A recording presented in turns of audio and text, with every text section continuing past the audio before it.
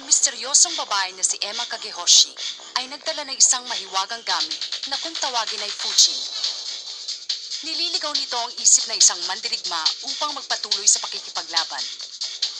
Si Aira Kirisawa na kababata ni Reka ay nahulog sa kapangyarihan ng Fujin. Hinamon ni Aira si Reka sa isang labanan na naaayon sa kagustuhan ni Emma.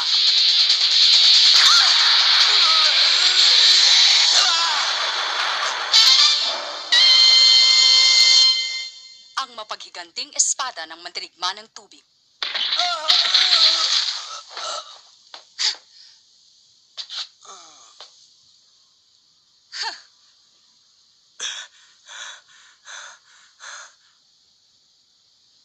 Matatapos na ang palabas. Kaya mabuti pa tapusin mo na ang kanyang paghihirap. Tama!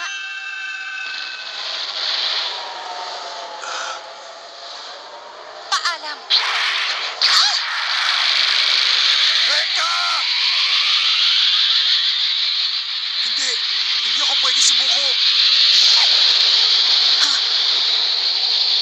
Hindi ako patatalo sa labanang ito.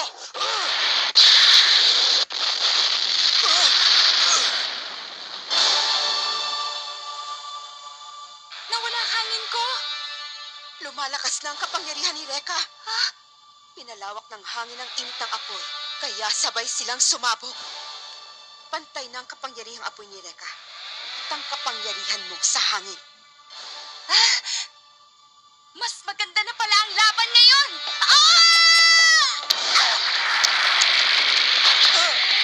Hindi ka makakatakas!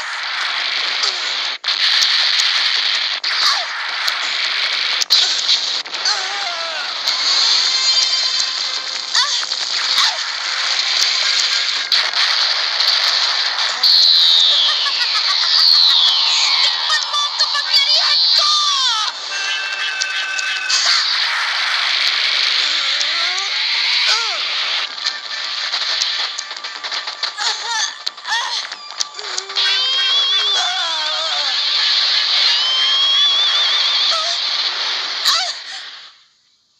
Natalo ang hangin ni Aira sa lakas ng apoy ni Reka.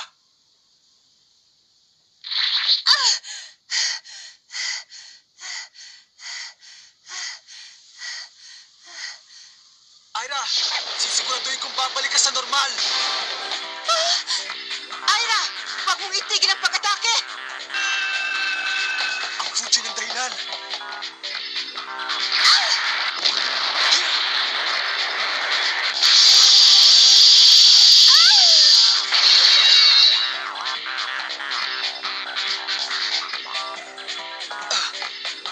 Wasakin ko yan.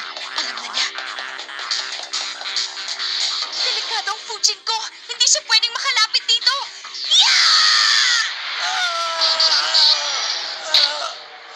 Reka! Ano yun? Napakalakas na hangin. Habang nakikipaglaban siya kay Reka, ay tumitindi rin ang kapangyarihan ni Aira sa hangin. Kahanga-hanga ang kanyang talino. Gumawa siya ng buhawi upang hindi makalapit sa kanyang apoy ni Reka at mapangalagaan ang Fujin.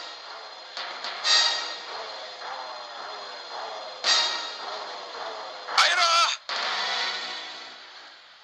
Tapos na ang laban. Anong ibig mong sabihin? Nadala siya ng kanyang damdamin. Kaya siya nakagawa ng malakas na hangin, subalit hindi niya na kayang kontrolin. Ang buhawing ito ay hindi niya na kayang panghawakan. Labas na ito sa kanyang kakayahan. At pag nagpatuloy pa ito, Ano?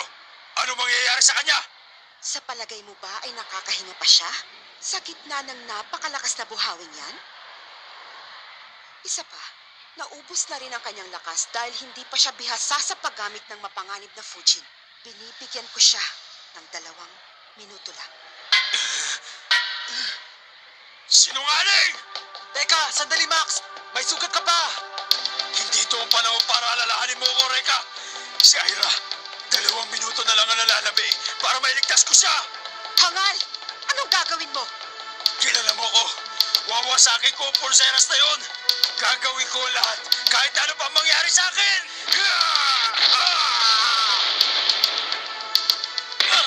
Max!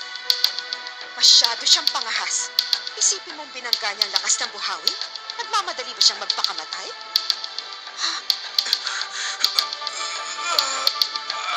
Ira! May lakas pa siya para tumayo. Hindi ako magpapatalo. Pag namatay ako, sino matitira para magligtas at magtanggol kay Ira? Pero Max, hindi ba... Tama na! Ako magliligtas kay Ira! Ang tigas talaga ng ulo mo. Sinabi ko nang hindi niyo kayang wasakin ang buhawi. Imposible yun. Max, lumayo ka! Baka tamaan ka ng apoy ko!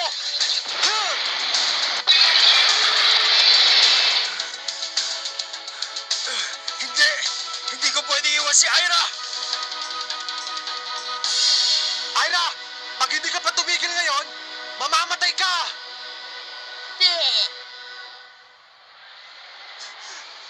Sabihin mo, ano ba talaga balak mo, Emma? Susunod ako sa lahat na sasabihin mo. Pakawalan mo lang si Ira. Reka, sandali. Tingnan mo. Yung cap, dinadala.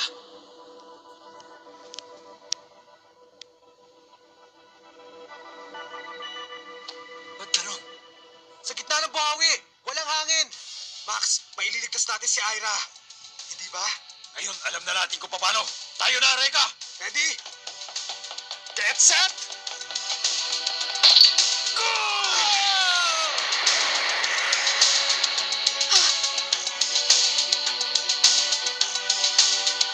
Tutulungan ka ng apoy sa kamay ko! Ha!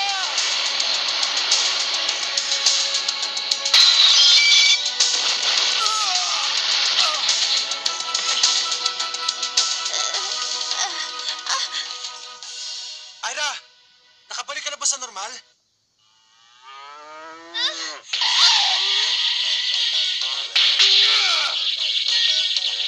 Ang bastos-bastos mo naman! Ah! Huwag ako sisihin mo!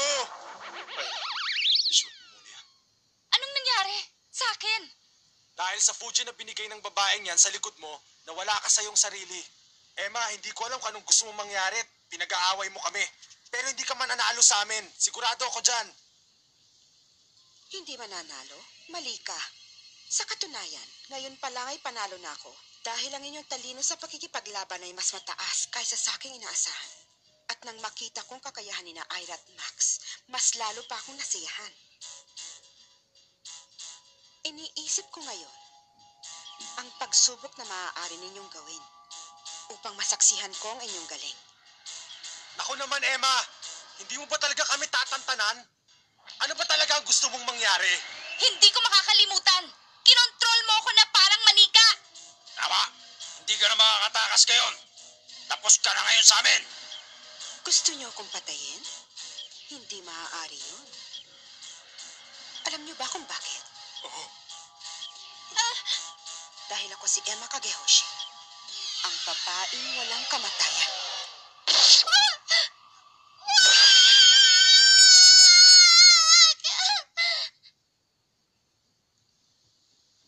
Ha? Buhay pa siya?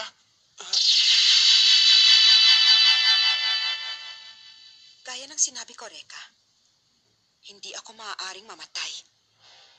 Ako ang nagpadala sa iyo sa kasalukuyang panahon gamit ang 400 taong lihim na sining ng Hokage upang mailigtas ko lamang ang iyong buhay. Pagkatapos, isinumpa ko ang pagdaan ng panahon habang ang bawat nilikha ay patuloy na nabubuhay at namamatay. Ako naman ay patuloy na nabubuhay. Nabubuhay at gumagala sa mundong ito sa bawat paglipas ng panahon. Hanggang sa dumating nga ang araw nang matagpuan kita. At tayo'y muling magkita, Reka. Biglang nawala ang galing. Nang mga sandaling yon, hindi nila napansin ang isang nilalang na matagal na nagtatago sa dilim at tahimik na saksi sa naganap na labanan.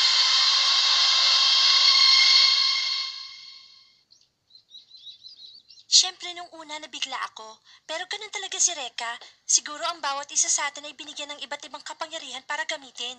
Naku, Ana, sorry ha. Mas matibay ka pala kesa sa akin. Hindi na ako ngayon mag-aalala pa. Wala yun. Salamat. Pero, Ana, alam mo, para kasing hawak ko pa rin yung kapangyarihan ko sa hangin. Nararamdaman ko pa. Siguro, lilipasin ito pagkalipas ng ilang araw. O baka naman gawa-gawa pa rin ito ng babaeng nakaaway natin kagabi. O sige na ha, bye! Ha? Si Reka yun ah. Teka, may kailangan ka ba sa akin? Hindi mo pa ako nakikilala. Ang pangalan ko ay Dylan Mikagami. Gusto sana kitang tanungin tungkol sa nangyari kagabi. Anong ibig mong sabihin? Kagabi? Naku, parang awa mo na. Huwag mo ako susumbong. Hindi ko na uulitin. Hindi ko naman alam na magagalit ang principal natin ng sulatan ko ang ulo ng kalbong yun eh. Hindi yun, no? Siguro nalaman mo na kinopya ko sa notebook ni Ira yung sagot ko sa homework. Ikaw ang bahala. Kung ayaw mong banggitin ng tungkol dito, Ha? sinisiguro ko, maaalala mo ito mamaya. Kala mo kung sino? Sino siya? Paano niya nalaman ang tungkol kagabi?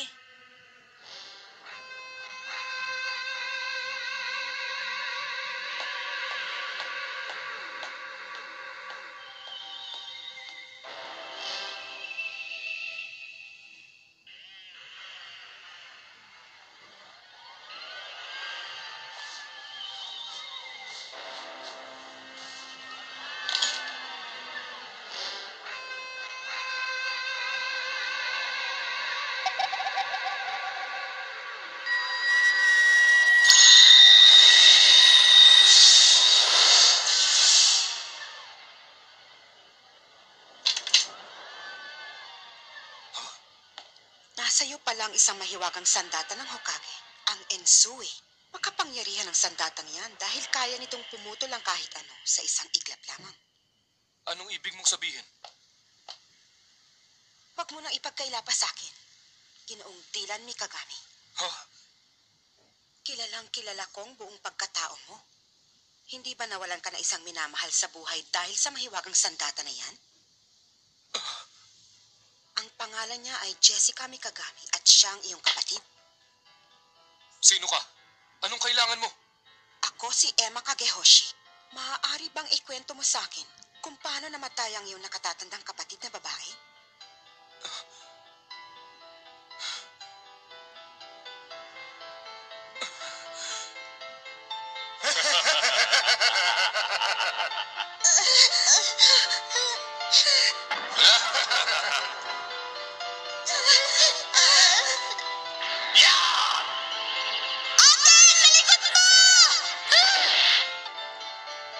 Dylan!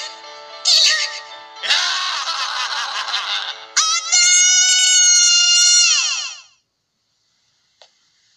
Matagal nang nangyari yun. Nakalimutan ko na. Sandali. Kahapon ay nasaksihan mong paglalaban ni Reka Hanabishi at Ira Kirisawa pero hindi pa sapat ang nakita mo. Kulang pa. Anong ibig mong sabihin? Hindi mo pa rin alam ang totoong dahilan kung bakit naganap ang mga nangyari kagabi. Alam mo na taglay ni Ira ang isang sandata, ang mahiwagang sandata ng Hokage na kung tawagin ay Fujin. At nakita mo naman kagabi kung paano ito kinukuha ni Reka sa kanya ng sapilitan. Hindi mo ba naisip na magkatulad ang mga pangyayaring ito nung gabing masawi ang iyong kapatid sa kamay ng mga masasamang tao? Tama na. Alam ko namang gusto mo lang na maglabang kaming dalawa ni Reka. Pero hindi ako tumatanggap ng utos kahit kanino pa man.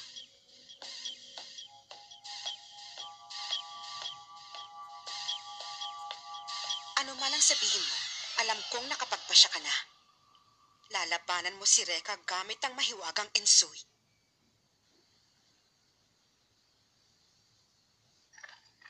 Tay, may tanong ako. Totoo ba talaga ang sinabi mo na siya ang nanay ko? Ha? Sabi nang huwag kayo manigarilyo habang gumagawa ng paputok eh! Bakit ba biglang-bigla mo ako tinanong ng ganyan? Aray ko po. Siguro naman walang duda na nanggaling ka sa akin, hindi ba? Ewan ko.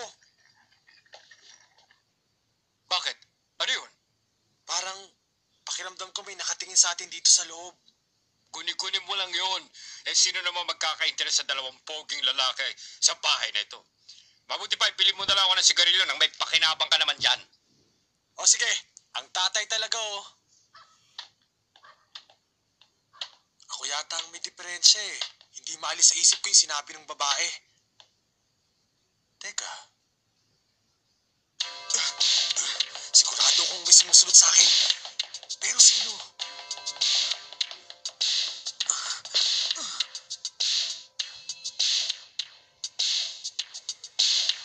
Naiinis na ako sa'yo, ha? Ano ba talaga gusto mo? Kanina ka pa buntot ng buntot sa akin, eh. Kung away ang gusto mo, sabihin mo lang. Hindi kita uurungan. Sige, alam ko namang hindi ka mananalo sa akin dahil puro ka lang yabang. Anong sabi mo? Malakas nga siya.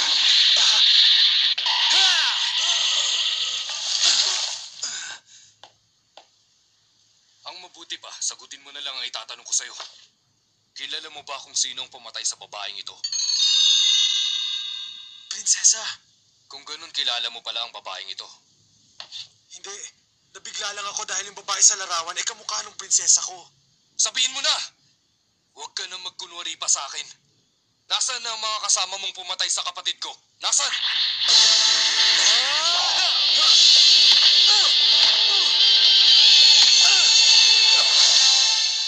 Pwede ba? Bago mo ako pagbintangan ng kung ano-ano dyan, bawiin mo muna yung sinabi mo. Sinabi mo na hindi ako mananalo sa'yo. Bawiin mo. Hanggat maaari, pinipigilan ko sarili ko na gamitin ito. Pero mukhang pinipilit mo ako. Ano yun?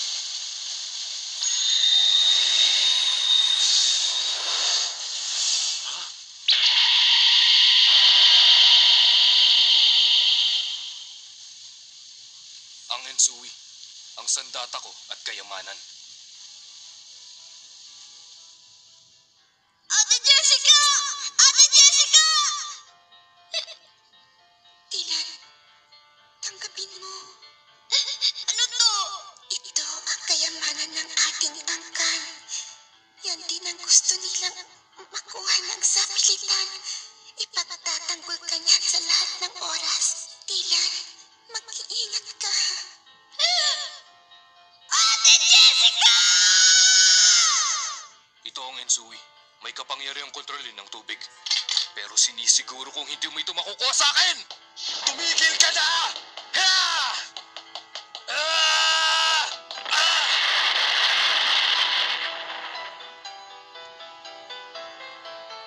Ang apoy ko, nawala. Namamatay ang apoy sa tubig. Kahit sino, alam yan.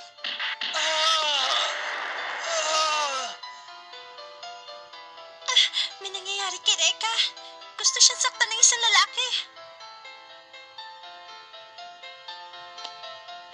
Siguro naman ngayon, alam mo na kung ano pagkakaiba natin. Alam ko na. Pero hindi pa rin tapos ang laban natin. Tapos na!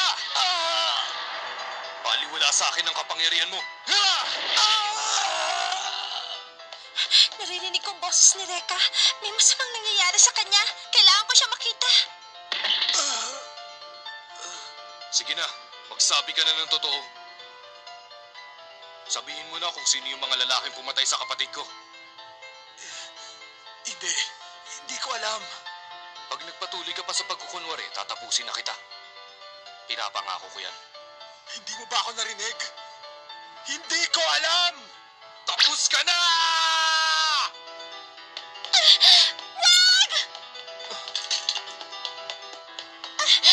Wag!